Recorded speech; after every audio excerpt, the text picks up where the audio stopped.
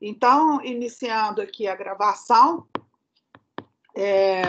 boa tarde, eu vou começar, eu vou recordar da aula passada a questão dos PKAs, porque nós comentamos sobre curva de titulação, teve pergunta, não me lembro se foi o Eloy, então eu pensei que eu ia trazer para vocês na aula que vem, resolvi trazer mais detalhes, que isso é muito importante.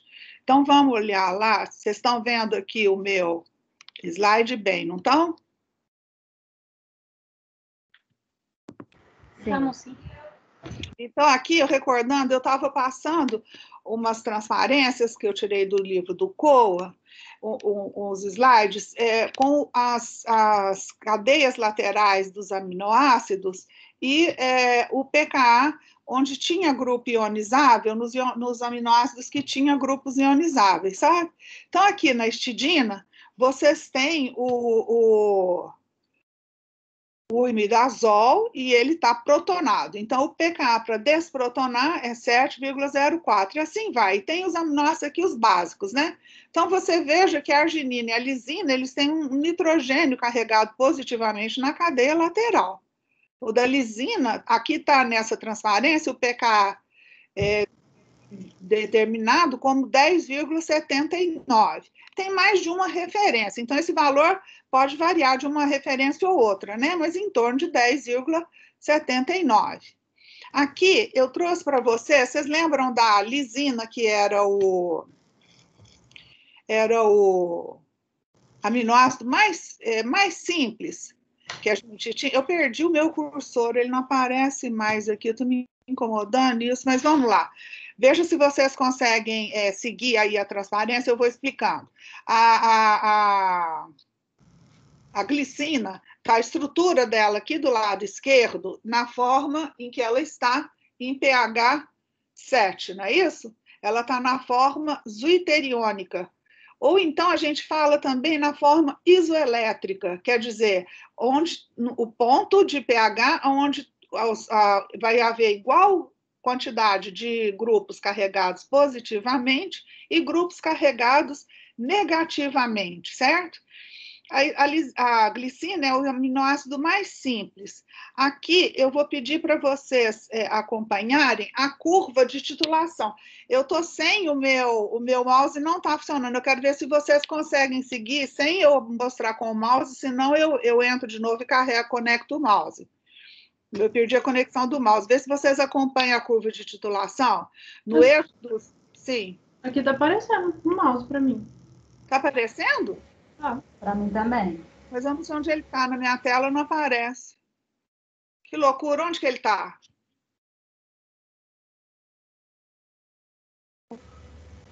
Agora está no gráfico, mas está mexendo. Professora, olha se na sua tela aparece como se fosse um pontinho vermelho. Em vez de ser a seta do mouse. Achei. Isso eu queria usar. Depois, se alguém souber me ensinar, vocês que são tão sabidos, eu queria aprender a usar aquele laser. Eu não sei se o meu PowerPoint dá direito, depois eu vou procurar. Por enquanto, eu vou aqui com o mouse. Eu achei o mouse, já tá bom. A glicina, então, aqui no eixo dos. Aqui é uma curva de titulação. No eixo dos Y estão os valores de pH medidos. E no eixo dos X, os equivalentes de hidróxido adicionado. Você sabe o que é equivalente, gente? É, por exemplo, como que fosse meio mol, 1 mol, então, um equivalente, o mesmo número de equivalente que o equivalente da glicina. Eu não sei se vocês já estudaram esse conceito de equivalente, porque depois foi substituído. Aí o PAC pediu para a gente não usar mais essa maneira de medir quantidade de matéria e medir por número de mol por litro. Mas, enfim, aqui no caso, um equivalente seria 1 mol, que seria o mesmo número de mol do número de mol da glicina, entendeu? Então, se eu adicionar meio equivalente de hidróxido, seria meio mol de hidróxido para cada mol de glicina, digamos assim, certo? Se eu adicionar meio equivalente de hidróxido, eu tenho essa curva de titulação aqui, olha, essa primeira, tá vendo? Então, eu vou adicionando hidróxido, o pH vai subindo, né? O pH vai subindo e aqui eu tenho a inclinação da curva, né? Aqui você tem um ponto indicando que esse próton acabou de ser titulado, certo? o ponto de equivalência da curva é este aqui, ele é onde a derivada aqui for zero, esse ponto de inflexão da curva, certo? É o valor do pKa. Então, aqui, o pKa é 2,34, medido nessa experiência de titulação. Então, o que significa? Que em pH 2,34, eu tenho metade da glicina na forma catiônica, protonada no NH3 e protonada no ácido carboxílico, e metade da glicina protonada do NH3 e desprotonada no carboxilato. Ficou claro, gente? Então, eu vou aumentando o pH, eu vou adicionando hidróxido, vai aumentando o pH. E eu vou titular. O hidróxido, a reação vai ser, se você pensar o H- mais esse próton aqui que sai, ó, tá vendo? Aqui ele saiu, né? Então, o OH- mais esse H- aqui, sai água. É essa reação que se passa e que me dá essa primeira inflexão. Continuando a titulação, adicionando mais hidróxido, você vai ter uma outra inflexão aqui no pH praticamente 6, né? 5,97. O que significa? Que aqui você tem outro valor de pKa. Este valor de pKa significa o quê? Que eu titulei, vou começar, não minto, aqui não, aqui o valor de 6 é o ponto isoelétrico, é onde eu acabei essa titulação, né? Aqui você tem o valor de pH em que 50% da glicina está protonada e 50% da glicina está desprotonada. Então, ela está aqui nessa maneira zwitteriônica, certo? Porque aqui, olha, você vai tendo, você vai continuando a titulação, né? Então, aqui você tem, nota que pode estar dando confusão a maneira como eu falei, 50%, mas eu vou repetir de maneira que tire essa dúvida. No pKa, é o pH onde 50% da concentração de glicina está protonada no ácido carboxílico e 50% da concentração de glicina está desprotonada no carboxilato, certo? Aqui, no ponto isoelétrico, é quando a molécula de glicina ela está na forma neutra, digamos, igual o número de cargas positivas e negativas. Então, no caso, seria um NH3+, e o carboxilato desprotonado, totalmente, né? Agora, eu continuo subindo o pH e vou continuando a titular, vai aparecer aqui novamente um outro próton ionizável. Aqui eu tenho outro ponto de inflexão, cujo pKa, o valor do ponto de inflexão, é o pH aqui do ponto de inflexão, 9,6. Né? Então, isso significa que eu estou titulando mais um próton. Aí, na hora de eu atribuir esses valores dos pKas, por exemplo, experimentalmente eu determinei 2 pKas, um aqui em 2,3 e determinei um outro pKa em 9,6. Pela titulação potenciométrica, eu vou ter esses valores, mas eu não vou ter atribuição. Mas só que aqui ficou fácil, né? Porque a gente sabe que o valor, que o carboxilato, ele se desprotona em pH mais baixo do que o NH3+.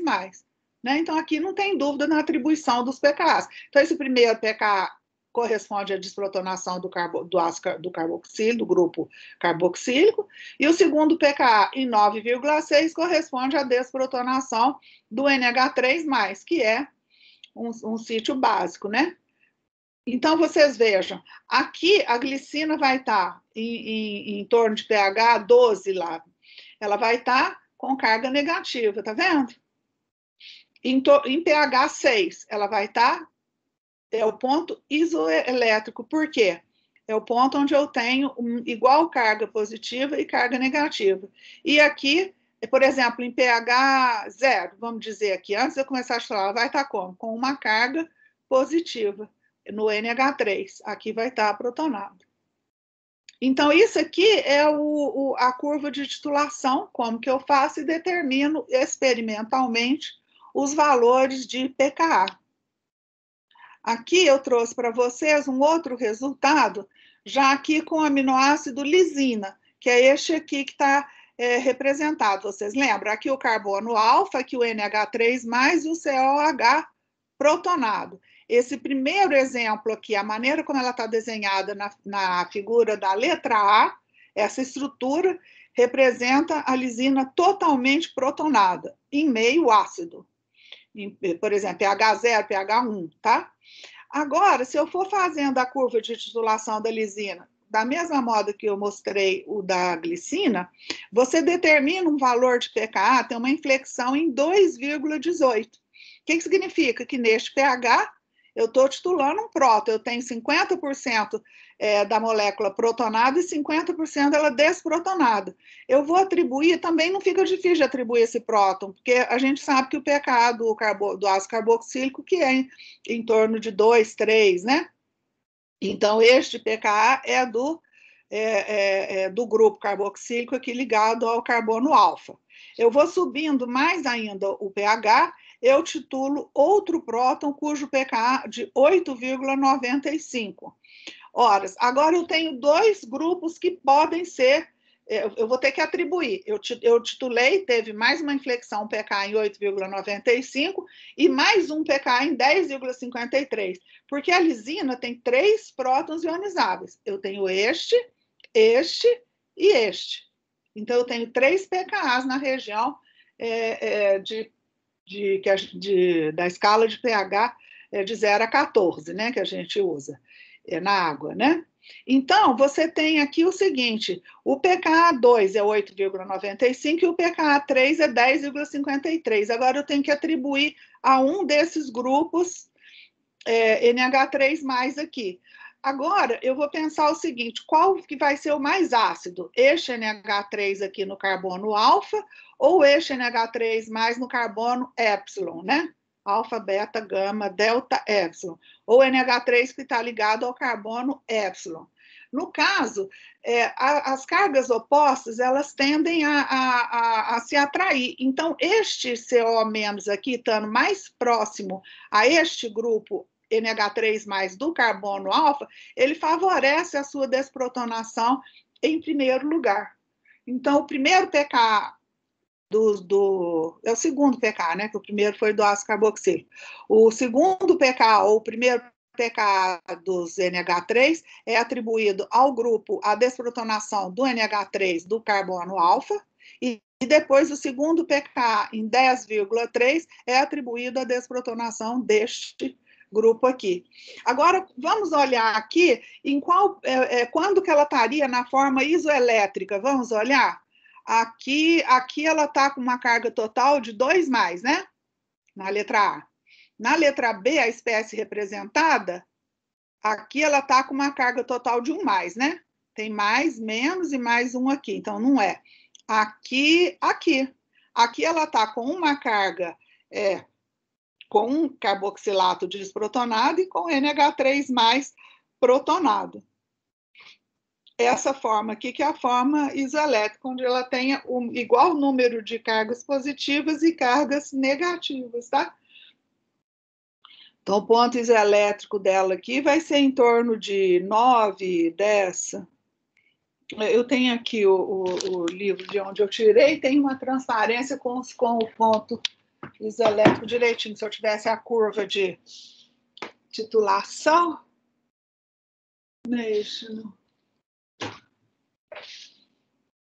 biologia molecular.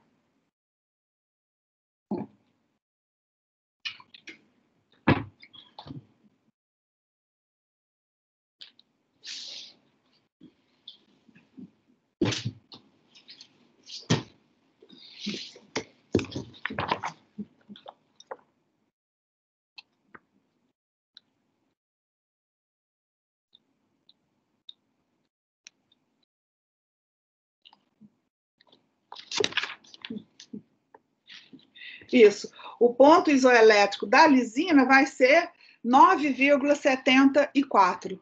Nesse valor de pH, ela está totalmente na forma isoelétrica, que é essa daqui. Vai ter uma carga positiva aqui no NH3 ligado ao carbono épsilon e esse O- carregado negativamente. Ficou certo, gente? Essa parte ficou clara? Ficou sim, professora? Sim, professora. Agora eu ainda vou colocar outra coisa aqui que eu procurei para falar com vocês em decorrência, sim, em decorrência das perguntas que tiveram na aula passada. Eu mostrei esse, acho que foi a Thaís que me perguntou, que eu mostrei esse complexo bisglicinato de cobre 2, né? Ela me perguntou se esse composto se forma. Então, eu disse que sim. Agora, eu quero mostrar para vocês que eles chamam de metal aminoácido quelato na farmácia, na indústria, sabe? Esses compostos, esses quelatos com a glicina, olha, a mesma estrutura que está aqui, tá vendo? Ela dobrou. Então, o cobre aqui está ligado ao NH2 após desprotonação, o OH desprotonado do carboxílico. Professora, não está aparecendo. Ah, peraí. Não está aparecendo? Não.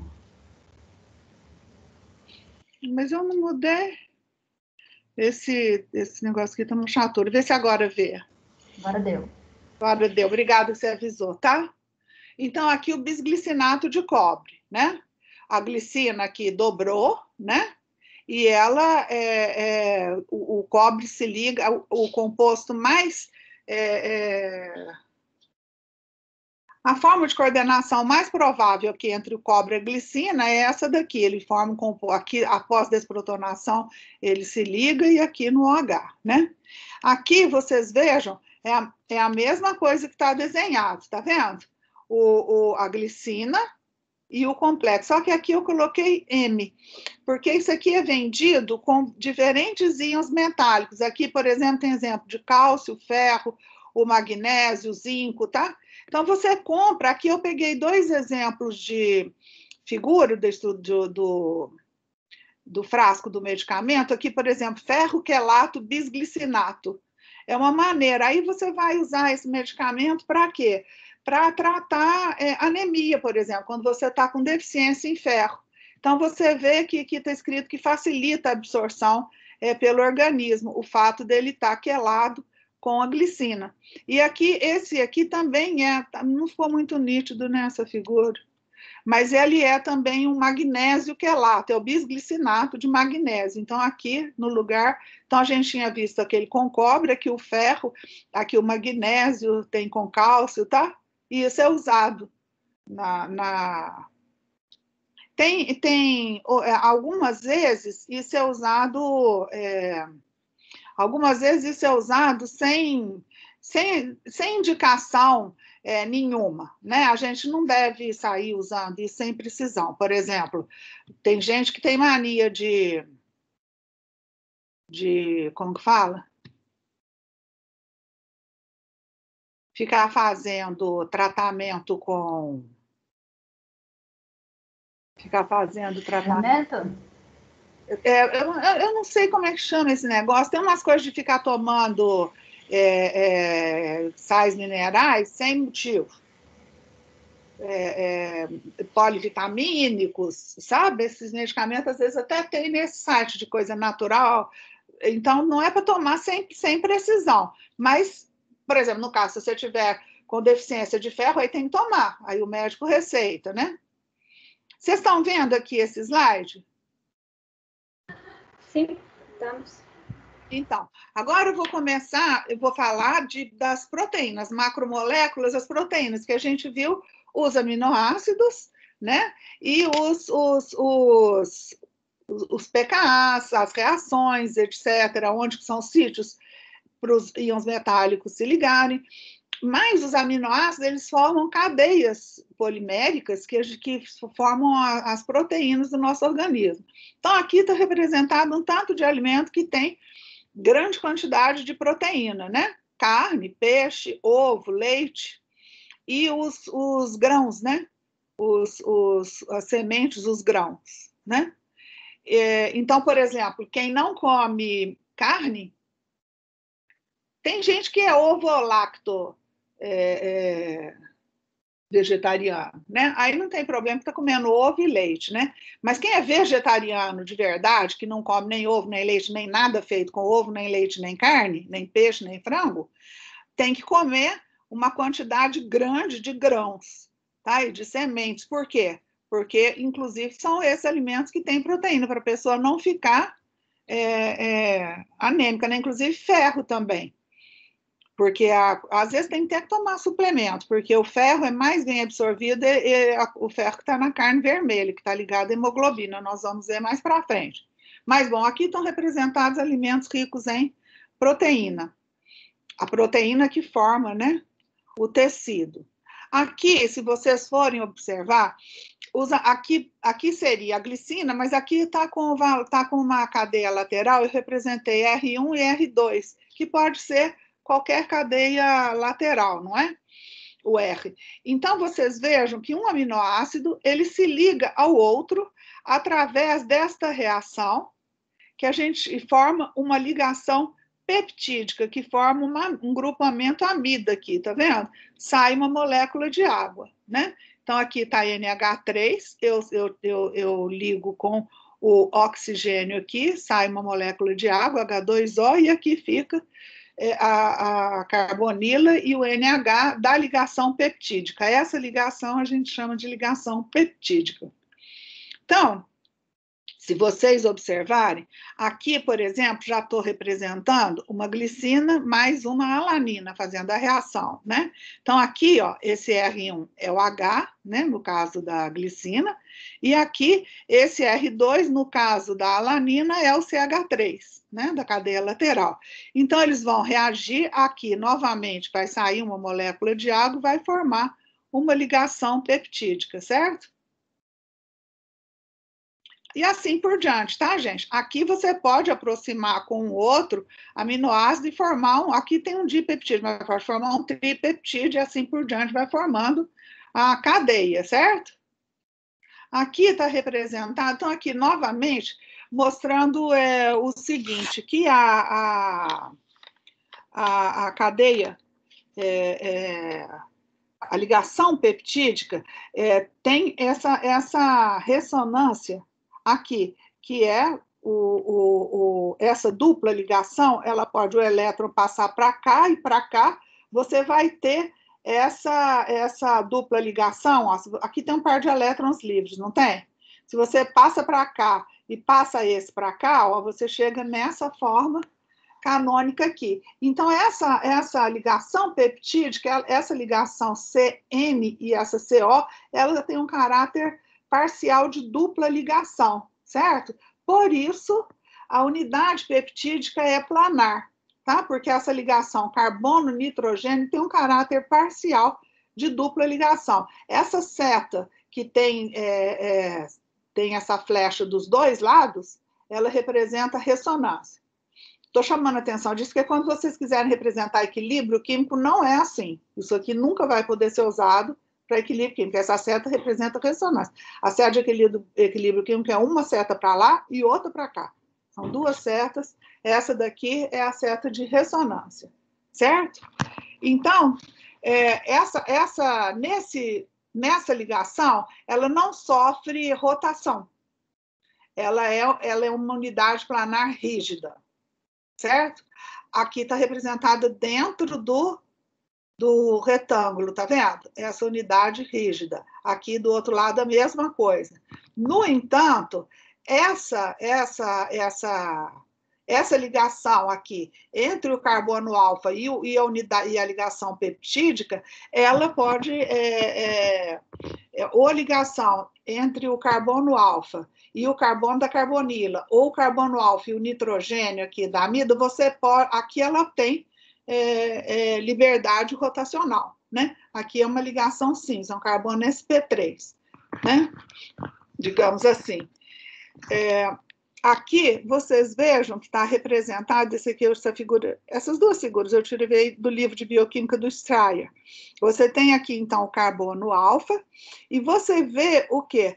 O comprimento da ligação carbono-oxigênio aqui é de 1,24, e da ligação carbono-nitrogênio aqui é de 1,32. Então, você vê o caráter parcial de dupla ligação, certo? E aqui você tem entre o nitrogênio e o outro carbono alfa o comprimento de 1,46. Então, essa ligação aqui tem um caráter parcial de dupla ligação, vocês estão vendo? Por exemplo, essa daqui que é simples, ó, entre esse nitrogênio e o carbono, tá, o comprimento está de 1,46. Aqui está de 1,32. Então, é um intermédio entre uma ligação simples e uma dupla. Ele tem um caráter parcial aqui de dupla, porque quando a ordem de ligação aumenta, a força da ligação aumenta e o comprimento diminui, né? Então, o comprimento de uma ligação dupla é menor do que uma ligação simples. Eu estou comparando os mesmos átomos, né? Ligando uma ligação carbono-nitrogênio aqui, e aqui também uma ligação carbono-nitrogênio aqui, certo? Então, aqui fica uma unidade planar na ligação peptídica. Agora, vocês vejam já que aqui você já tem liberdade rotacional, certo? Aqui, representando, eu tirei essa estrutura do livro do professor Lippard, o livro de Química Bioinorgânica, aqui onde eu mostro a ligação construindo uma proteína, a ligação de 4 peptídeos, né? Então, vamos lá. Eu sempre represento essa maneira de representar uma proteína, onde eu vou colocar a sequência linear dos aminoácidos que estão formando a ligação, o polímero, a gente dá o nome de estrutura primária. Sempre eu começo a representar, isso aqui é uma convenção, tá? Eu começo a representar pelo N terminal e termino a proteína pelo carboxilato, pelo carbono terminal. Aqui não é bem uma proteína, porque eu só estou representando 4 aminoácidos, né? Um tetrapeptídeo, digamos, né? Mas aqui, então, começando começando aqui com um glutamato, né? Então, aqui está o glutamato, ele vai estar protonado no NH3, no nitrogênio terminal, né? Aqui a cadeia lateral, ácida, o carboxilato, igual a gente estudou, e aqui, ó, formando uma ligação peptídica com a glicina, que é o próximo aqui, aonde ele se ligou, né? Agora, e saiu uma água. Agora, aqui, outra ligação peptídica entre a glicina e a alanina, formando aqui outra ligação peptídica. Aqui, a alanina formando uma outra ligação peptídica, aqui, no caso, com uma lisina. A lisina, então, aqui continua com o nitrogênio épsilon protonado, nitrogênio ligado no carbono épsilon protonado, né?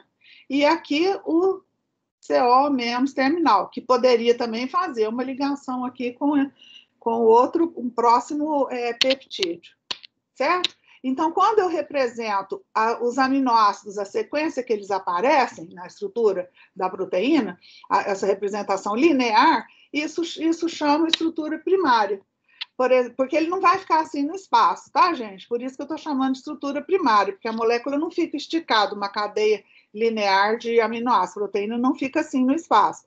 Então, aqui, qual que seria? Eu poderia representar pelo código de 3 letras. Eu poderia escrever GLU, GLY, ALA e LIZ, LIS. Glu, gli, ala, lis. Eu poderia representar assim, essa sequência de 4 aminoácidos, todo mundo saberia desenhar essa estrutura. Agora, acontece que quando a cadeia a sequência de aminoácidos, ela forma outras interações que fazem com que ela se arranje de maneira diferente no espaço. Essa estrutura secundária, ela é devida a ligações de hidrogênio. O que faz esses aminoácidos se arrumarem dessas maneiras que eu vou mostrar aqui são interações de hidrogênio, ligações de hidrogênio. Então, o que vocês têm aqui? Vocês têm uma estrutura possível, vocês já devem ter ouvido falar, é a alfa-hélice. A alfa-hélice, olha, esses pontilhados aqui são ligações de hidrogênio que estão representadas, sabe? Dessa maneira, a cadeia vai se enrolando assim, como que formasse uma hélice. Essas ligações de hidrogênio são intramoleculares, que dão origem à alfa-hélice, sabe? é o nitrogênio de um grupo NH com a carbonila da cadeia principal, que estão envolvidas nessas ligações de hidrogênio, formando a estrutura alfa-hélice. Então, depois eu vou mostrar mais, numa outra transparência melhor, quais são os grupos que se ligam, tá? Daqui a pouco, numa outra figura, vai ficar mais fácil de eu representar quais os grupos que estão se ligando, mas o oxigênio de um grupo CO do aminoácido, ele vai fazer ligação de hidrogênio com NH de um aminoácido que tiver 4 resíduos na frente, na estrutura linear. Isso vai dar... Então, todos as carbonilos e os NH vão estar formando ligações de hidrogênio, cada um com um aminoácido que está 4 resíduos à frente na cadeia linear. Isso dá origem a essa hélice, como está representado aqui nessa figura. Uma outra maneira do grupo de aminoácidos se arranjar é da seguinte maneira: se você tem aqui uma cadeia de aminoácidos, aqui outra cadeia de aminoácidos, você veja que eles podem também formar a ligação de hidrogênio entre a carbonila, a carbonila de um grupo e o NH da outra fita, que está embaixo. Então, essas ligações de hidrogênio são entre 2 fitas diferentes. Isso vai levar a molécula a se organizar, formando uma estrutura secundária que a gente chama de folha beta preguiada. Aqui eu coloquei alfa-hélice no título, mas, na verdade, estão as 2 estruturas secundárias mais comumente encontradas estão nesse slide. Tanto a alfa-hélice como a folha beta preguiada. A hélice alfa, ou alfa-hélice, e a folha beta preguiada do lado de cá. Aqui, no caso, as estruturas estão representadas nas formas antiparalelas e aqui elas estão representadas na forma paralela. Então, você vê que vai ter sempre um CO, um oxigênio de uma carbonila e um outro NH, o hidrogênio ali próximo, de maneira que possa formar uma ligação de hidrogênio. Aqui nessa estrutura, a gente está vendo o quê? Então, aqui a alfa-hélice, se eu olhar de cima, se eu cortar, fizer uma vista de avião, digamos assim, brincando, uma vista de helicóptero, você vai ver a alfa-hélice assim, tá vendo? Em verde, então, as cadeias laterais dos aminoácidos, elas ficam para o lado de fora. Ela fica para o lado de fora, tá?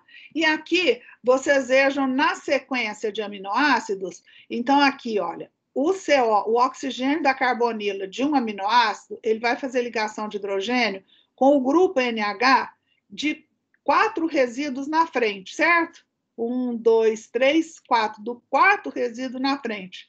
E assim, esse aqui também vai fazer com o outro. Assim, então, todos os NH e o CO vão estar formando...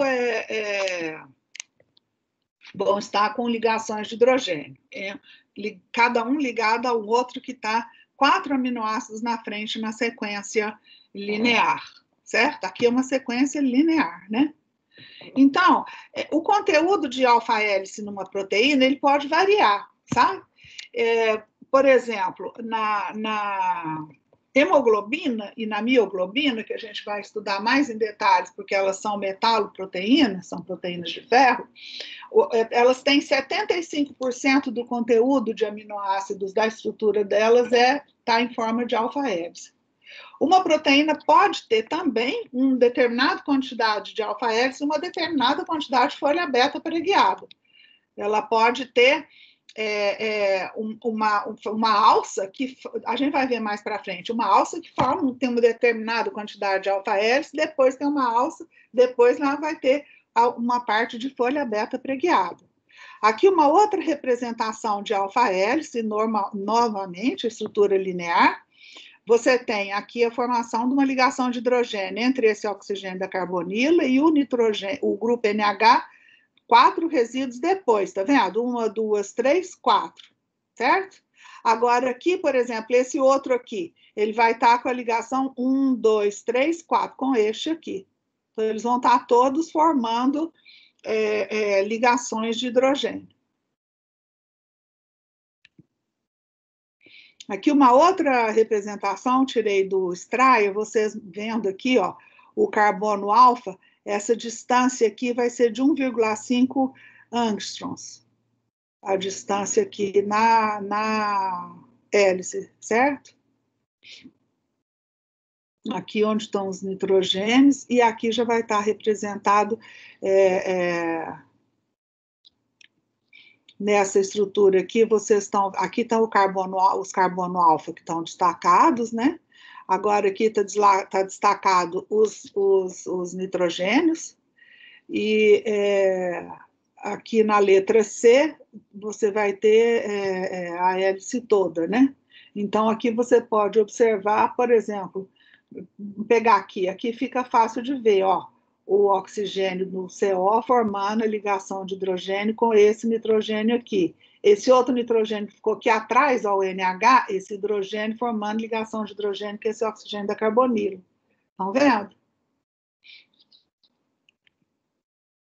Aqui eu tirei do livro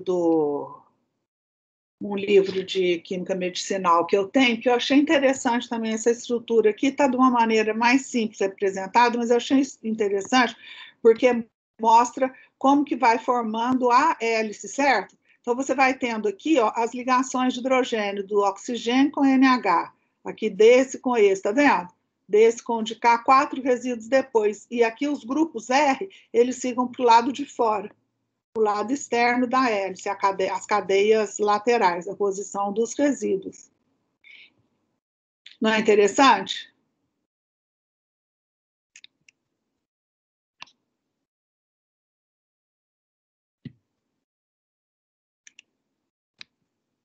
Aqui, gente, mostrando, então, já detalhando a estrutura do livro do Strayer, da folha aberta preguiada. Então, aqui você tem uma folha aberta preguiada antiparalela, né? Você veja que esse oxigênio aqui dessa carbonila vai ter aqui embaixo um NH para poder fazer também ligação de hidrogênio. Esse aqui são ligações de hidrogênio com fitas diferentes, tá vendo? Naquela outra era fazendo a hélice, as ligações de hidrogênio eram intrafitas, né? Então, aqui você veja, esse CO aqui está fazendo com NH aqui de cima. E assim vai, tá vendo?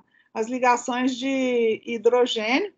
Então, as ligações de hidrogênio entre grupos NH e CO de fitas adjacentes, não é? Que estabilizam a estrutura.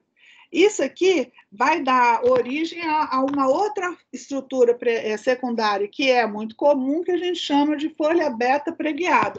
Imagina como se você pegasse assim, ó, uma folha de papel e você fosse fazendo assim, preguiado. Lembra? A gente às vezes brincava fazendo uma sanfona, assim, tá vendo? Então, os grupos R que ficam aqui de fora da cadeia lateral, eles ficam aqui, olha, para cima aqui da folha beta preguiada, ou então aqui embaixo, tá vendo? Abaixo da folha beta preguiada. E ela fica aqui nesse sentido, formando nesse livro ele representou essa cobrinha aqui, são as ligações de hidrogênio, certo? Então, vocês vejam que aqui, ó, esses grupos da cadeia lateral ficam ou para cima da folha, e esses dois aqui, por exemplo, para baixo. Tá vendo? Aqui, ó. Lá vai ter outro, para baixo da folha beta preguiada. E ela vai fazendo, vai tomando essa estrutura. Professora, tem uma pergunta no chat. Pergunta no chat sobre esse assunto? Isso. Quer que eu leia para você? É do Lucas, eu acho que ele não tem microfone. Vou dar uma pausa aqui para ver a pergunta, já chegou ali no lugar. Não é mais favorável. Lucas, tem 2 perguntas. Não é termodinâmica. Eu tenho uma dúvida relacionada a esse complexo bisglicinato que discutimos na aula passada. A ligação peptídica, termodinamicamente falando, não é mais favorável do que ocorrer a coordenação com o metal, não? E este complexo é formado devido à flexibilidade da glicina por ter um maior grau de liberdade do que os outros aminoácidos, eu estou pensando de forma errada. Não, ele é formado mesmo, Lucas. Ele é formado mesmo, e não só com a glicina, com outros aminoácidos também. Você pode formar esses complexos se você tiver um aminoácido em solução livre, você com íon metálico, ele se forma também. Tá? Ele se forma e forma o complexo, sim, com o íon metálico. Tá? Professora, no formato da hélice, as cadeias laterais têm a possibilidade de ocorrer uma ligação intramolecular também. Pode, mas aí não é o que a gente chama de estrutura secundária, Lucas. Vamos aos poucos, que eu estou mostrando primeiro a estrutura secundária. Então, recordando até aqui o que nós vimos. A estrutura primária é o que a gente chama, que as proteínas formam uma estrutura, às vezes, complicada no espaço. A conformação que elas adotam no espaço é complicada. Então, para ficar mais didático da gente explicar, a gente vai falar em estrutura primária, secundária, terciária e quaternária, para ficar didático, tá? A estrutura primária, quando a gente pergunta sobre a estrutura primária, a gente está se referindo à sequência linear dos aminoácidos. Se eu falo sequência dos aminoácidos, eu estou dando a estrutura primária da proteína. Além dessa ligação peptídica que se forma e forma a estrutura primária, ocorrem ligações de hidrogênio entre os oxigênios da carbonila e os grupos NH dos aminoácidos, do resto dos aminoácidos da cadeia polipeptídica. Essas interações, essas ligações de hidrogênio dão origem ao que a gente chama de estrutura secundária. Se elas ocorrerem na mesma fita entre o CO e o oxigênio da carbonila e o hidrogênio do NH, do aminoácido da mesma fita, 4 resíduos para frente, a gente vai formar uma estrutura secundária chamada hélice-alfa ou alfa-hélice. Se acontecerem as ligações de hidrogênio entre duas fitas paralelas da estrutura linear, e aí vai ser ligação de hidrogênio também entre o oxigênio da carbonila e um grupo NH. Vai se formar o que a gente chama de folha beta preguiada. Então, a estrutura secundária, qual força química é responsável pela formação da estrutura secundária? São ligações de hidrogênio entre o oxigênio da carbonila e o hidrogênio de um grupo NH. Tá? Então, o que vai depender? Vai depender do que se vai formar folha beta preguiada ou se vai formar alfa-hélice, da sequência linear dos aminoácidos. Aliás, em última análise, a função de uma proteína é determinada pela sequência linear dos aminoácidos. E isso é determinado pelo código genético. Na hora que faz a síntese proteica, que vai determinar qual vai ser a sequência de aminoácido de uma proteína. E daí, pela sequência desses aminoácidos, é que ela vai adotar a estrutura que ela vai adotar e vai desempenhar a função que ela vai desempenhar. É muito legal isso, né? Aqui, diz ele que entendeu.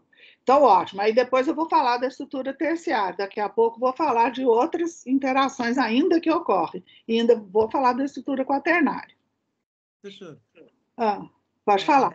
Na estrutura beta preguiada, essas interações entre que vão ocorrer de ligação de hidrogênio também vai ocorrer entre o primeiro e o quarto resíduo de aminoácido?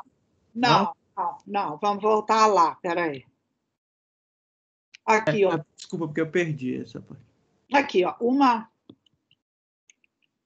Uma fita aqui em cima, a outra aqui embaixo. Não é o primeiro e o quarto. Aqui é uma fita, aqui é outra fita. Então, vai ocorrer, por exemplo, aqui está representado um C-dupla-O, certo? E aqui um NH embaixo, mas não é 4 resíduos depois. A primeira aqui é uma fita, embaixo é outra fita. Ó, vou passar o mouse. Aqui é uma fita, aqui é outra fita, aqui é outra fita. Olha aqui, por que a gente chama de folha beta preguiada? Porque fica assim, ó.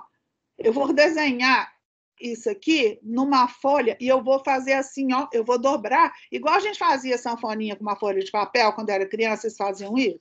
Sim, sim. Aqui, vou fazer a minha sanfona aqui, ó. A minha folha beta preguiada. Isso aqui é uma folha de papel, digamos, para você imaginar, tá? Aham. Então, aqui você veja, olha, aqui é uma cadeia, que é igual está representado aqui, essa cadeia. Aqui embaixo a outra cadeia, igual está representado aqui, uma outra cadeia. Então, não está interagindo com o aminoácido 4 resíduos depois. É um do de cima com o de baixo. Aí você veja que ficou, dependendo da sequência, ficou de frente um para o outro, NH e C-O, com possibilidade de formar essas ligações de hidrogênio. Aí, esses grupos da cadeia lateral, eles vão ficar aqui 2 para cima da folha beta preguiada, aqui embaixo 2 para baixo da folha beta. 2 para cima, 2 para baixo, tá vendo? E você vai fazendo essas pregas assim. Por isso que a gente dá o nome de folha beta preguiada. Beleza, então. Obrigado. Nada. Quem mais pode comentar, gente? Quem mais gostaria de fazer uma pergunta?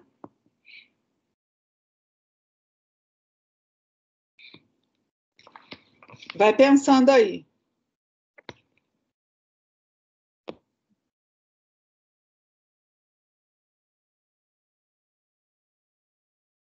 Ó, quer ver um exemplo? Por exemplo, tem uma enzima que chama quimotripsina. Ela é uma enzima digestiva. Ela não tem alfa-hélice. A estrutura dela é curiosa, ela só tem folha beta preguiada. A hemoglobina tem 75% de hélice alfa na cadeia dela, só olhando total, né? Na cadeia total.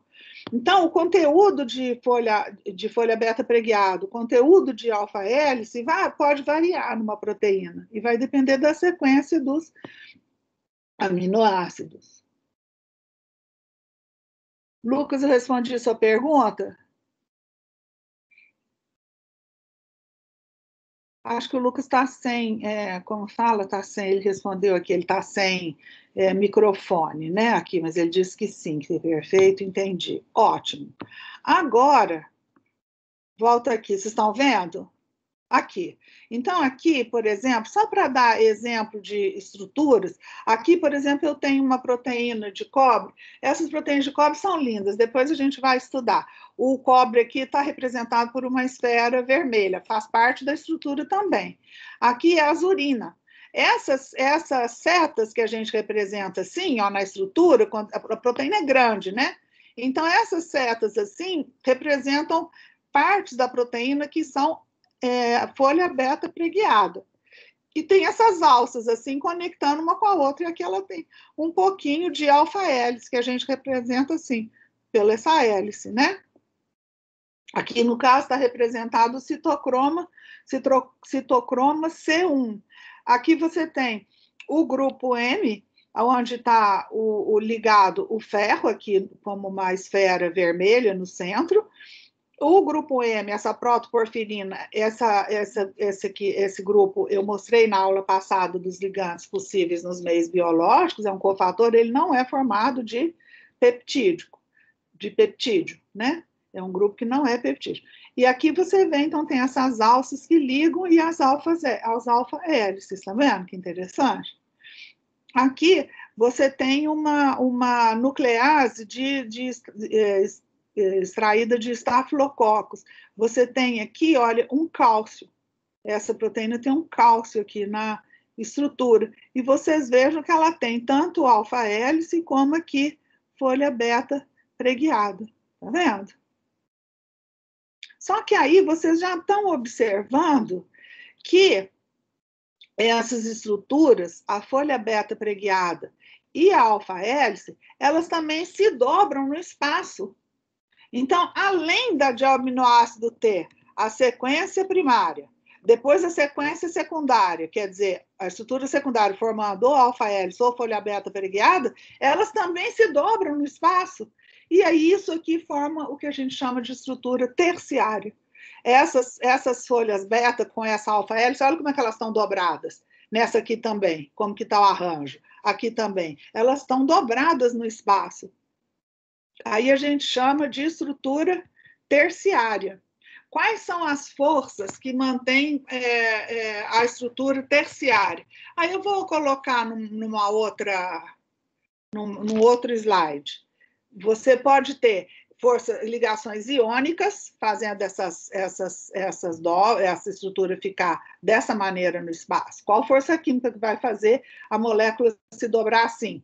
Pode ser força iônica, pode ser força de Van der Waals, pode ser dipolo, pode ser interação com molécula de água. Nós vamos ver quais são as forças químicas que dão origem à estrutura secundária.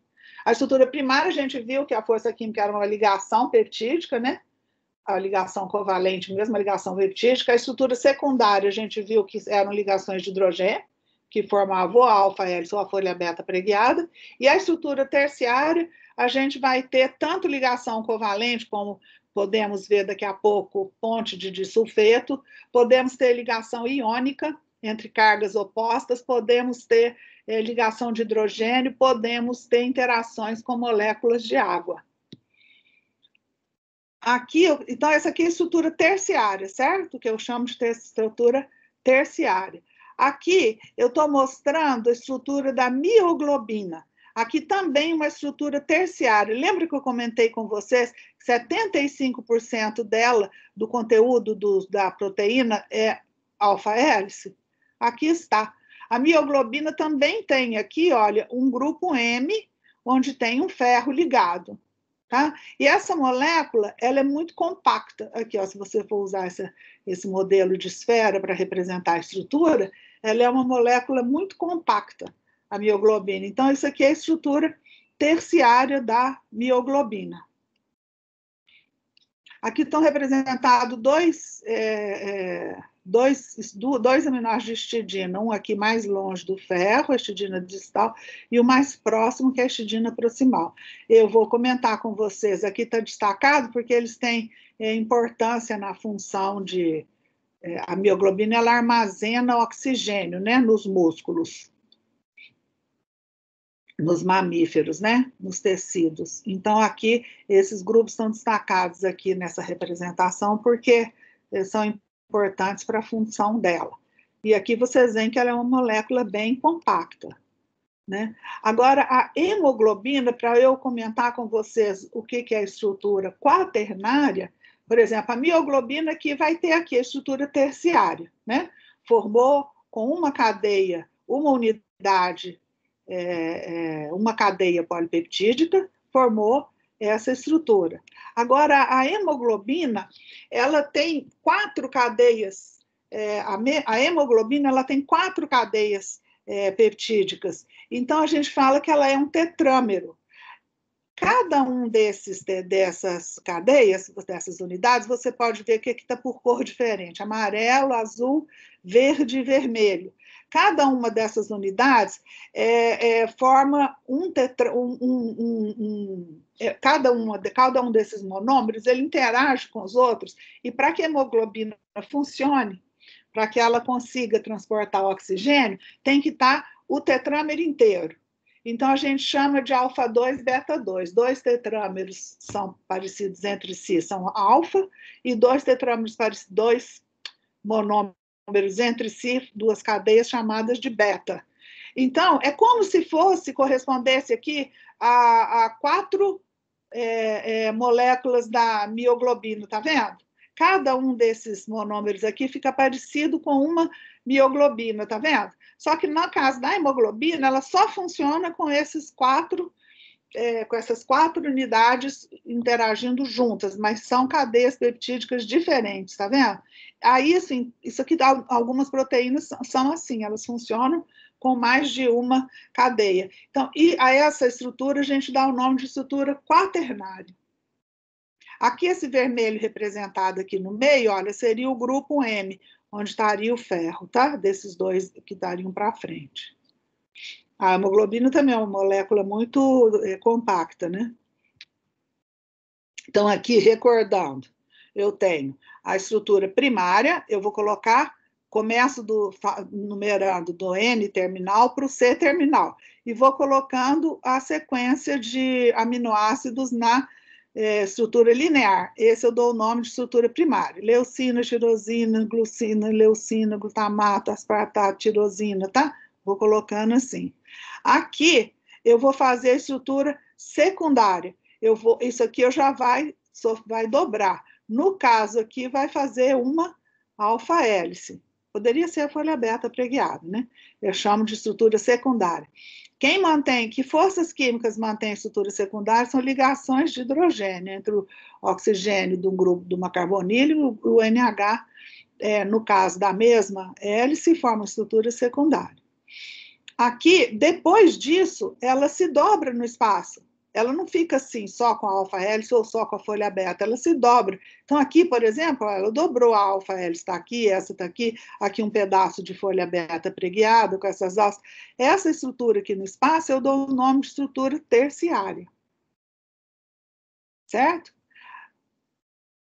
Aqui, já vou ter uma estrutura quaternária, já vou ter uma unidade, uma cadeia polipeptídica, a outra, e a outra. Aqui teriam 3 cadeias polipeptídicas que formariam o que eu chamo de estrutura quaternária. Todo livro, tá? Tem essa maneira de separar as estruturas das proteínas. Isso é só didático, né? Para a gente poder compreender como que essas moléculas estão organizadas no espaço, fica mais fácil a gente começar pensando na estrutura linear, depois formando a alfa-hélice ou a folha beta preguiada, depois como que elas se dobram no espaço, e depois se vai ter mais de uma cadeia interagindo entre si. Certo? Agora, eu gostaria de perguntar... Só um minuto. A interação da estrutura quaternária, ela se dá da mesma forma que da estrutura terciária, para manter essas diferentes cadeias unidas? Ou ela se mantém por ligação de hidrogênio também? Todas as forças que eu vou comentar agora podem estar envolvidas, tá? Interações entre os aminoácidos de um grupo e o de outro. Não é como a estrutura secundária, aquelas ligações de hidrogênio, não. Vou comentar agora, tá? Primeiro, as forças químicas produzindo a estrutura terciária. Na estrutura quaternária pode ter também esse tipo de interação. Deixa eu fazer esse, vamos ver se você entende. Não é aquelas ligações de hidrogênio só, não. Quem que está falando comigo? Sou o Messias. Messias, você entendeu o que eu falei? Entendi. Então, agora, eu vou continuar mostrando as forças químicas que estão envolvidas na estrutura terciária e na estrutura quaternária também. Aí vai lembrar do que nós vimos na aula passada, que nós separamos os aminoácidos em aminoácidos não polares, aminoácidos polares, os ácidos, os básicos e os aminoácidos que eram não polares, que eram os neutros, lembra? Por quê? Porque aí a gente já vai ver que a gente que é químico, a gente quer saber que força química que mantém uma estrutura. Não é por que dobra. Dobra porque teve uma força de atração de um grupo com o outro, porque teve uma força de repulsão de um grupo com o outro, então dobrou. Não é isso? Isso que nós vamos ver agora. Eu achei legal desse livro de química medicinal que eu tenho, eu achei legal a maneira como ele pôs estes desenhos, eu achei que ficou interessante. Veja se vocês gostam. Aqui, vou comentar quais forças químicas produzem uma estrutura terciária, são responsáveis. Por que a molécula dobra? Por que a proteína dobra assim, ó? Por que essa estrutura terciária forma? Até aqui nós entendemos as ligações de hidrogênio. Agora vamos entender aqui por que a estrutura dobra formando uma estrutura terciária. Eu tenho aqui nessa linha a estrutura primária, a sequência linear dos aminoácidos aqui, certo? Então, você veja, aqui são as possibilidades. Se eu tiver, aqui o que está desenhado ó, por esses tracinhos, risquinhos paralelos, são forças repulsivas. Então, se eu tiver aqui um grupo, NH2, com um grupo aqui, por exemplo, da fenilalanina com um anel benzênico, ele sofre repulsão, tá? Mas por outro, porque esse aqui é mais polar. Agora, por outro lado, com um outro grupo fenilalanina, com outro grupo não polar que tiver do lado de cá, ela vai sofrer forças atrativas. Essas forças atrativas estão representadas assim, por minhoquinha. Essa força aqui a gente dá o nome de força de Van der Waals, não é? Ou forças de polo induzido, dipolo induzido. São forças fracas, não é? Vocês lembram das forças de Van der Waals? Sim. Né? Então, pronto. Sim. Agora, então, aqui em cima, a mesma coisa, ó. São grupos metilos, são grupos hidrofóbicos aqui, ó, neutros, tá vendo? Então, essas minhoquinhas aqui são atração de Van der Waals. Já aqui, por exemplo, ó, quando você tem esse grupo com o grupo OH, esse é um grupo não polar, esse é um grupo polar, vai ter uma força repulsiva, ele não vai sofrer atração. Agora, se eu tiver do lado de cá uma carbonila, ó, agora aqui já vai sofrer atração. Por quê? Porque aqui já forma até ligação de hidrogênio aqui, certo? Aqui está representada a mesma coisa, esse anel benzênico aqui com o OH, repulsão. Este OH, se eu tiver um NH3 protonado positivamente aqui na cadeia lateral, ou da lisina ou da arginina que estiver aqui presente, vai dar uma atração. Aqui a mesma coisa, aqui vai dar repulsão, são duas cargas positivas, né? Então, essa vai repelir essa, mas já aqui, se eu tiver um aminoácido ácido, que eu tiver um carboxilato na cadeia lateral, eu já vou ter uma força atrativa aqui. Já esse com esse vai repelir, que aqui é uma parte hidrofóbica, né? Então, você veja que a proteína se dobra no espaço, olha, esses grupos que estavam com essas forças, que estavam com essas forças aqui de repulsão, eles vão dobrar de maneira diferente. Esse aqui ficou para o lado de fora, esse aqui ficou para dentro. Ela se dobrou de maneira que ela formou como que um bolso aqui no meio, onde eu tenho a cavidade mais hidrofóbica, vocês concordam? Olha que coisa interessantíssima esse desenho, não é? Então, esses grupos aqui, olha, esses grupos aqui, onde tem esse grupo metila da cadeia lateral, esses anéis benzênicos, eles são mais apolares. Então, formou aqui uma cavidade hidrofóbica. E os grupos mais polares ficaram para o lado de fora. Aonde você vai ver que vai haver também interação com moléculas de água. Porque a molécula de água vai repelir essa cadeia aqui, ó, com esses grupos, ele não vai ter atração com a água, porque esses grupos são apolares, e a água é uma molécula polar, né? Então, já esses grupos aqui, ó, eles têm interação com a água. Aqui tem uma ligação iônica, tá vendo? Entre um NH3 e um carboxilato. Esses aqui não precisa estar vizinho um do outro. Ela pode ter uma dobra aqui que aproxima esses dois grupos. Por isso que a proteína se dobra no espaço, formando a estrutura terciária. Então, vamos ver devagarzinho quais as forças que podem determinar a estrutura terciária. Primeiro, ligação covalente, pode também estar envolvido numa estrutura terciária e ligação covalente. Que tipo de ligação covalente? Do tipo SS. Por exemplo, não precisa ser dois resíduos de cisteína, um do lado do outro, não.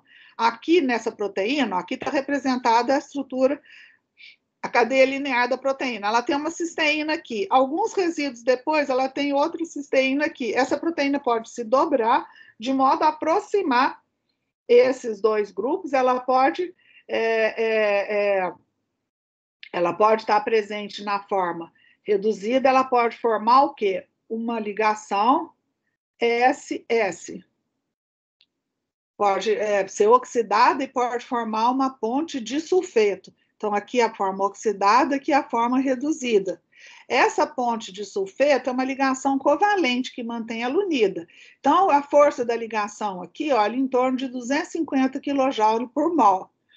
Essa fonte de sulfeto, ela se forma, viu, gente? Quer ver um exemplo? Por exemplo, a queratina, que é uma proteína que está no cabelo, na pele, na pena de galinha, nos pelos dos animais, ela tem um conteúdo grande de ponte de sulfeto, sabe? Então, isso aqui é uma interação que mantém a proteína dobrada, aí é responsável essa dobra vai formar o que a gente chama de estrutura terciária. Outro tipo de interação que acontece Esse aqui ficou meio, não ficou muito bem nítido. Vocês estão conseguindo ver?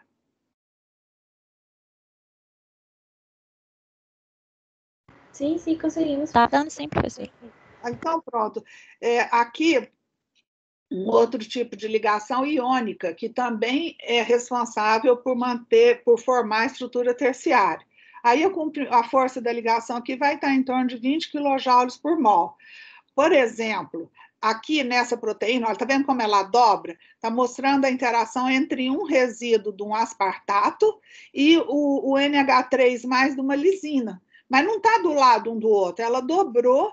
E aqui, olha, esses grupos sofreram uma atração de cargas opostas. Aqui o aspartato, esse carboxilato aqui da cadeia lateral dele vai estar desprotonado, né? Aqueles aminoácidos ácidos.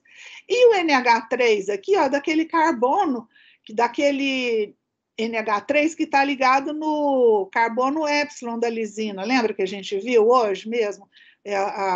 O pK dele era bem alto, né? Era 10 e tanto. Então, ele vai estar protonado, e o carboxilato aqui vai estar desprotonado. Então, forma uma ligação iônica aqui, uma interação eletrostática entre essas duas cargas opostas, tá vendo? Então, isso também justifica a interação, forma essa dobra aí. Aqui, e ligação de hidrogênio, também vai ter ligação de hidrogênio pode ter também, né? Então, por exemplo, vou ter que ter um grupo receptor de hidrogênio, um grupo doador. Por exemplo, aqui, olha, eu vou ter uma serina, aqui está representando mesmo uma serina, outra serina, né? Então, com o dipolo aqui, o oxigênio, formando uma interação, uma ligação de hidrogênio com esse OH da outra serina, tá vendo? Isto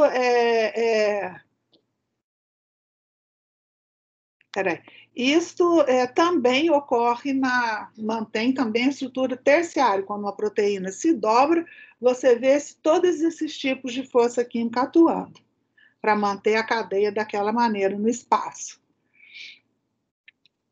Aqui estariam representadas as interações de Van der Waals. Aqui a força dessa ligação de Van der Waals ela é mais fraca, 1,9 kJ por mol. Aqui eu tenho a fenilalanina, olha, esses dois anéis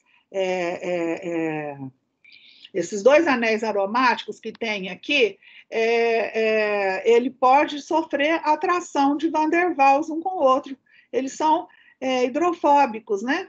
E então isso vai formar, naquele caso, como a gente mostrou, esses resíduos não polares, por exemplo, às vezes, a proteína dobra e forma uma bolsa, onde mantém os resíduos apolares para o lado de dentro, afastados um pouco da água, sabe? Muitas vezes acontece isso.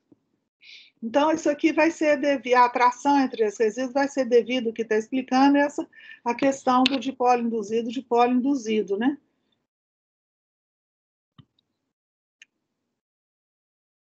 A gente dá o nome de Van der Waals. Tem gente que chama de forças de London. Aqui, botando a água no meio.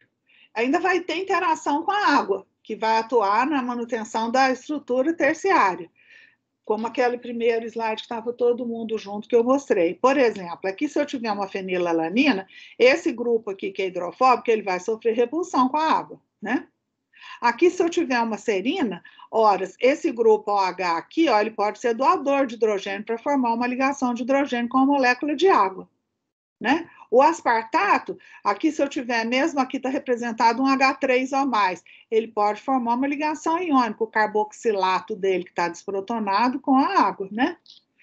Aqui, a valina, esses grupos metila-alifáticos que ela tem aqui na cadeia lateral também vai sofrer repulsão com a água, né?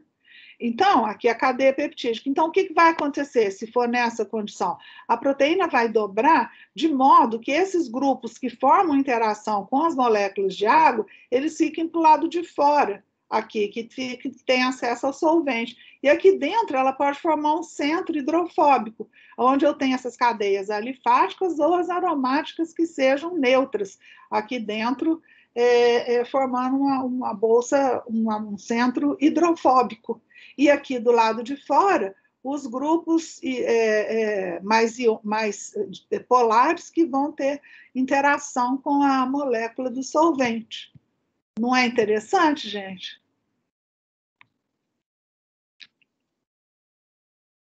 Sim. Aqui, eu vou mostrar a estrutura de uma proteína, de uma enzima que chama ribonuclease A, que é uma enzima digestiva, que tem uma estrutura tridimensional que é muito interessante e complexa, porque vocês vejam, eu tenho aqui, então, bom, a sequência linear, né, dos aminoácidos, que começa na cadeia no nitrogênio até no C terminal, e eu tenho, então, na estrutura secundária, eu tenho alfa-hélice, tá vendo? Aqui eu tenho folha beta preguiada, eu tenho essas alças, depois aqui outra parte de alfa-hélice, e outra parte de alfa-hélice que está em vermelho as alfa-hélice, em verde estão as folhas beta preguiadas. Ainda assim, eu estou representando aqui os resíduos de cisteína. Então, aqui em amarelo são os enxofres. Eles podem sofrer oxidação e pode formar essa ponte de sulfeto. Tá vendo? Ou então a gente chama de ligação sulfidrila, vocês já ouviram falar?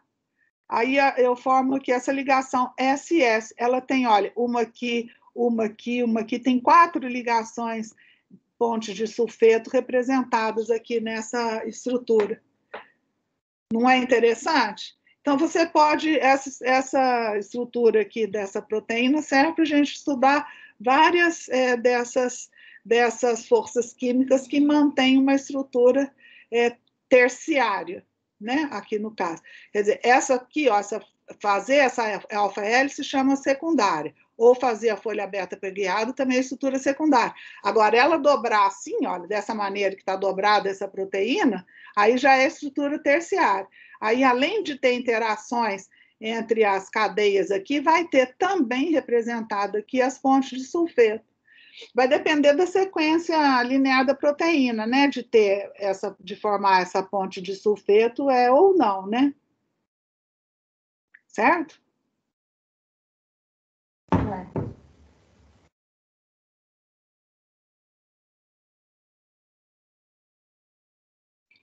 Então, gente, hoje o que eu gostaria de comentar é isso, relembrando que o que determina a estrutura tridimensional de uma proteína é a estrutura primária, é a sequência de aminoácidos.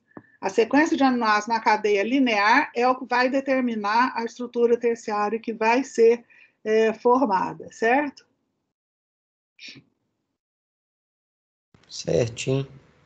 Então, relembrando aqui, olha, por exemplo, cadeia lateral, se vocês estiverem com os aminoácidos que vocês olharem, triptofano e arginina, eles podem ser doadores de hidrogênio na formação de ligação de hidrogênio. Eles têm aqueles hidrogênios. Já as cadeias laterais de asparagina, glutamato, serina e treonina, elas podem ser doadores de hidrogênio ou aceptores, que elas também têm aquele oxigênio que pode também funcionar como aceptor de hidrogênio, né, no H. A lisina, a lisina tem aquele NH3 mais protonado, pode ser doador de hidrogênio. O aspartato, o glutamato, pode ser receptor de hidrogênio, tá? Então, isso aí vai depender do quê? Se ela vai funcionar como doador de hidrogênio ou receptor de hidrogênio também. Vai funcionar, depende também do pH, né? Que tiver, porque o grupo vai estar protonado ou desprotonado, isso eu acho que a gente viu bem. Não foi? O que eu queria comentar com vocês era essa parte sobre as proteínas. Aí eu queria deixar vocês fazerem perguntas, comentários, se alguém tiver alguma coisa a mais a acrescentar, é legal. José Messias, quer comentar? Não, eu só relembrando, né, essas questões de estrutura primária, terciária e quaternária que a gente viu, por exemplo, em bioquímica, é muito interessante que, por exemplo, agora nessa ribonuclease A, você percebe que, como ela é uma enzima digestiva, você deve ter uma movimentação dessa estrutura quando você, por exemplo, ela passa de um pH para outro, né? Então é uma estrutura muito dinâmica, é muito interessante. Quando passa de um pH para outro, você vai ter protonação e desprotonação de algum grupo. E com isso, mudança da estrutura, da estrutura estrutura terciária, desculpa. Sim, isso aí vai mudar a estrutura terciária. De que maneira? Ora, se eu tiver um grupo que está protonado, por exemplo, está responsável por formar ligação de hidrogênio com o outro, se ele desprotonar, aí já não vai ter mais aquela atração eletrostática naquele lugar. Né? Isso aí tudo vai depender do estado de protonação, a estrutura pode mudar, sim. Quer ver um outro exemplo de quando que a estrutura pode mudar? Porque, às vezes, para exercer a sua função, como esse caso que você está comentando da ribonuclease, às vezes, na função da proteína, está envolvida uma mudança de estrutura, uma mudança conformacional. Às vezes, uma proteína também, quando ela se liga a um íon metálico, ela dobra em torno desse íon metálico, e quando ela desliga, ela desdobra. Então, isso também pode levar, ela é dinâmica, também pode levar a uma mudança conformacional, dependendo da função da proteína. Aí pode ser ligando H+, como uma enzima digestiva, ou então pode ser também ligando até um metal. Sabe? Quer ver um exemplo? Por exemplo, a transferrina, quando ela liga o ferro, ela dobra. E quando ela desliga, ela desdobra, entendeu? Porque ela transporta ferro. Entendi. Então, isso também pode ocorrer, sim. Que a gente vê quais as forças químicas que estão envolvidas na formação da estrutura terciária, né? E você pode também desnaturar as proteínas, romper com essas estruturas secundária, terciária, quaternária, também variando o pH, também variando a temperatura, se você aquecer muito, ou então também com a adição de detergente. Você também pode romper essa estrutura, sabe? Sim.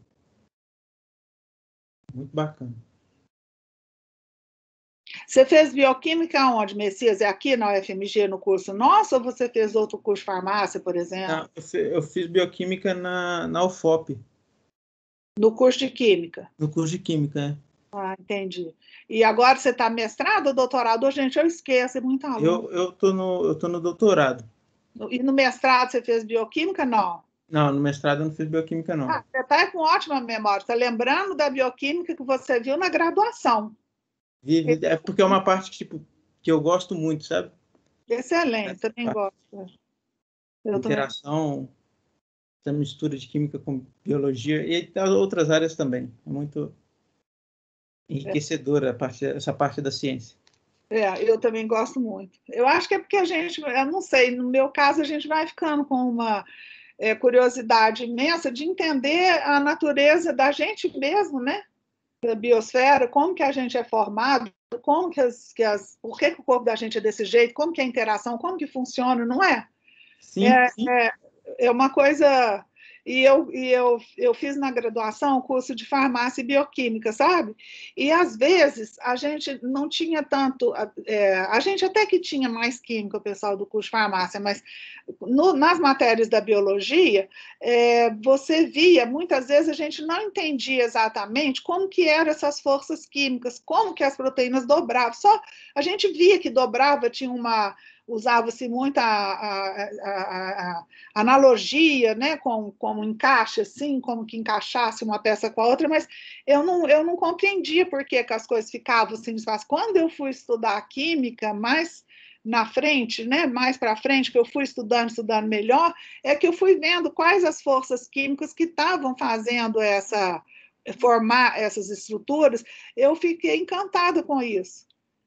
E depois eu gostava muito também, no caso da farmácia, de estudar a interação, relação entre a estrutura dos medicamentos e a atividade farmacológica, sabe? Eu gostava sempre de relacionar muito essa parte das forças químicas, das interações com as funções.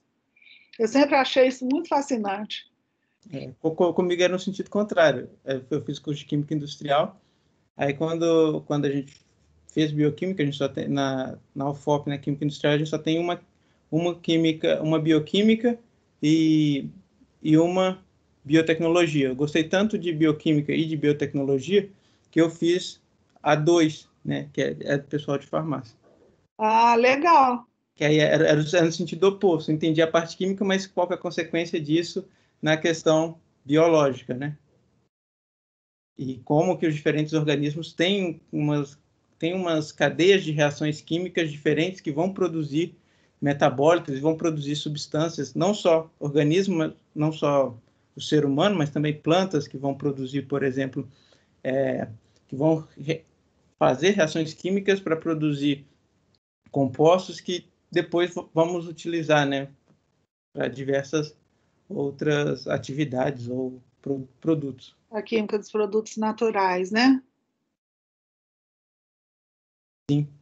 Sim. E se a gente fizesse fotossíntese também, ia ser legal, né? Produzir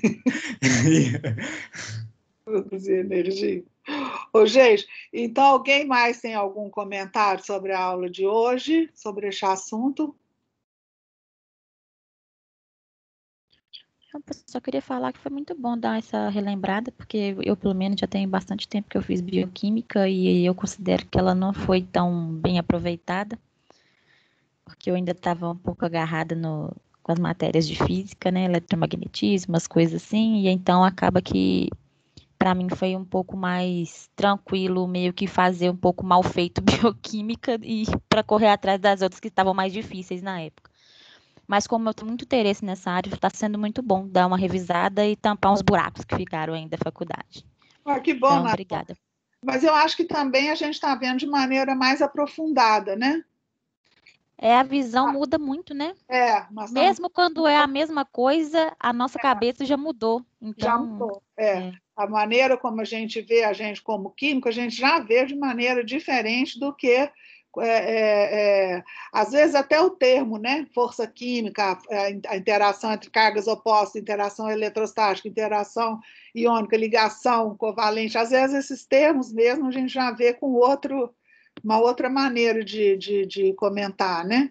A gente está vendo também a mesma coisa de uma maneira um pouco mais aprofundada, né? Em termos das forças químicas que estão mantendo a estrutura, né? E a gente precisa de ter a noção dessas macromoléculas nos meios biológicos para a gente entender depois onde vão entrar os íons metálicos aí, né? A gente já viu alguns exemplos que eu vou sempre colocando, né? Mas a gente vai aprofundando. Alguém mais? Então, obrigado, Natane, que você falou isso, eu fico satisfeita, né? Que é o nosso objetivo mesmo, né? E depois vocês ficam capazes de estudarem sozinhos uma proteína que vocês tiverem interesse, que for alguma que não tiver sido usada aqui como exemplo, mas vocês vão conseguir sozinhos estudar e avançar, né? Com certeza. Então, gente, hoje vamos ficar por aqui. Alguém mais quer comentar alguma coisa? Não, professora, tranquilo, tudo tranquilo. Tudo tranquilo. Então tá, gente. Obrigada. Professor, só uma coisa. A senhora já colocou o cronograma? Já? Eu coloquei, você não viu, não? Então, é porque a secretaria ainda não me deu acesso ao Moodle, sabe? Ah, por quê? Você está matriculado? Sim, eu estou matriculado. Mas acho que não é a secretaria que te dá acesso, não. Engraçado. Eu ainda não recebi o meu NIP acho que é o NIP, não é? Para poder atualizar o meu Moodle. Então, eu ainda não tenho. Depois... então tem que colocar aqui na... Depois você pode, por favor, colocar, ou alguém pode me mandar lá no WhatsApp? Então, vamos colocar no Teams ou no WhatsApp do grupo inteiro, tá, gente? Não vamos fazer conversas comigo, assim, pessoais, não. Vamos conversar com todo mundo da turma. Muitas vezes uma dúvida de um aluno serve para os outros. Então, eu não gosto de que manda conversa no privado, por exemplo. Professora, posso fazer tal dia o trabalho que eu não entreguei? Põe no grupo, que aí fica todo mundo, não fica todo mundo vendo, tá? E eu já sei que é aluno meu, que eu vejo lá o grupo, pronto, eu não vejo um nome separado. Por exemplo, Ana Luísa, que é a primeira que está aqui. Tem outras Ana Luísas, né? Então, às vezes, eu vejo, eu não decorei ainda o sobrenome. Se eu vejo que está lá no grupo, eu já sei, aluno meu, eu já dou atenção na hora. Agora, se vai chegando o e-mail separado, o WhatsApp, aí muitas vezes a gente não lê. Você nem sabe de onde que está vindo, não é? Às vezes tem, como fala, spam, né? Às vezes tem spam. Então, vocês põem, por favor, no grupo. E eu vou colocar aqui, então alguém põe para ele no WhatsApp do grupo, para todo mundo. Eu enviei aqui, professora. Eu enviei os artigos e enviei cronogramas lá no grupo do WhatsApp. É eficientíssimo. Aí, Muito obrigado. Pronto, Messias, que eu tinha colocado artigo também, já tinha esquecido. Muito obrigado. Então tá, gente. Então eu vou despedir de vocês, que eu dou outra aula. Então, obrigada e até depois da manhã, né? Até quinta. Obrigado, Beleza, professora. Obrigada, professora. Tchau, Tchau, até. Professor. Oi. É só tchau, né? Helene, Oi. a Thaís, será que eu posso conversar com você rapidinho quando o pessoal sair? Ô, querida, não posso, sabe por quê? Eu dou outra aula. Ah, não, mas é um minutinho só. Pode. Se puder, é Então, rapidinho peraí. mesmo. Hã? É rapidinho mesmo. Você quer conversar aqui? Só para falar, não é porque eu estava querendo. Eu não sei se você prefere que mande mensagem ou no WhatsApp, que eu estava querendo ver com você, a gente marcar uma outra reunião para a gente começar a pensar a questão do projeto, olhar as coisas. Certo. Então tá. Aí, aí eu te escrevo, porque eu dou outra aula hoje. Ei, Thaís. Tá bom. Eu dou, tudo bom? Eu dou aula agora de inorgânica. Não, eu sei. Não, mas era nem para conversar, não. Era só para combinar mesmo. Tá. Quando for assim, você prefere que te mande e-mail ou WhatsApp? Não, tanto faz, Thaís. Tanto faz? Pode mandar. Porque aí você me orientada é diferente, entendeu? Eu não quero fazer um negócio de trabalho. Posso entregar, atrasei, não entreguei a prova para todo mundo. Aí deixa eu parar de gravar, esqueci. Ai, meu Deus, tinha que parar de gravar isso. Pois é, aqui não é bom de conversar coisa pessoal, não devia ter